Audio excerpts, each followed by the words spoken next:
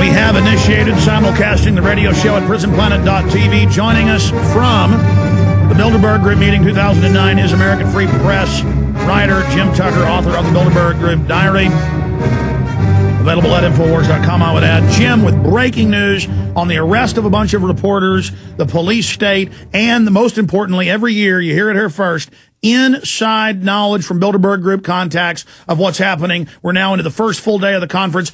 It's now 8 o'clock there in Greece. Jim Tucker, tell us what's happening. Well, today, Carl Bildt made a speech advocating the turning the World Health Organization into World Department of Health, advocating turning the IMF, International Monetary Fund, into a World Department of Treasury, both, of course, under the auspices of the United Nations. And, of course, this would be a giant step toward world government, an issue that's frustrated them now for more than a decade, their efforts. But whether or not they go all the way, either event would represent a significant surrender of national sovereignty. So, well, he made the case about how the world is in such horrible economic shape that it takes a global super agency to fix the problem. And because of they tripped over their facts when they invented the swine flu disease, the swine flu pandemic, as they called it. He shifted gears and fell back on an old, decades-old Bilderberg theme of global warming. We're all going to burn to death. Well, in the hereafter he will, but...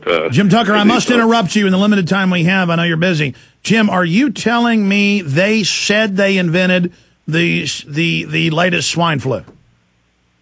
No, I said they did, because it was Bilderberg luminaries who first said, gee, we have this bad pandemic. It was not a bad pandemic. Every year, on average, 300,000 Americans get a flu. Every year, on average, 30,000 Americans die of flu. Now, how many people have died of swine flu?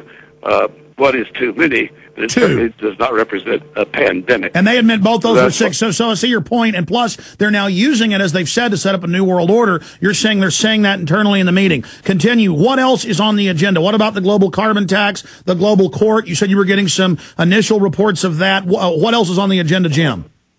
That is on the agenda, and what's overlooked by many people is the fact that it's some type of a direct tax on all the world has been long on the Bilderberg agenda.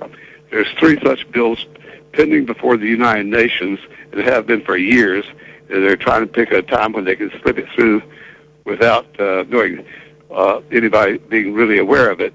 Now, their favorite global tax has always been a tax on oil at the barrel head. It'll start off like the income tax did, very low, maybe a penny a barrel. When you buy a gallon of gasoline, you would not even notice that you're paying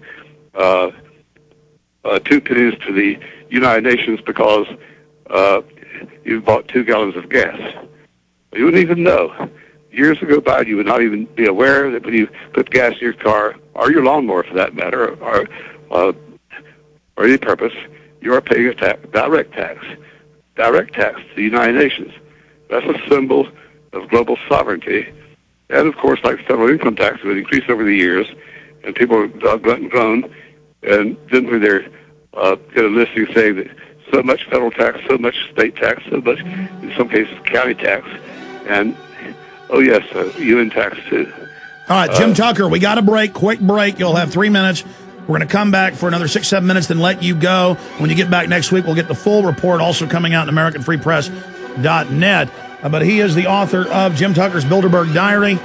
Absolutely essential. You can get it at Infowars.com. Jim Tucker, a living legend, a true reporter, straw hat and all.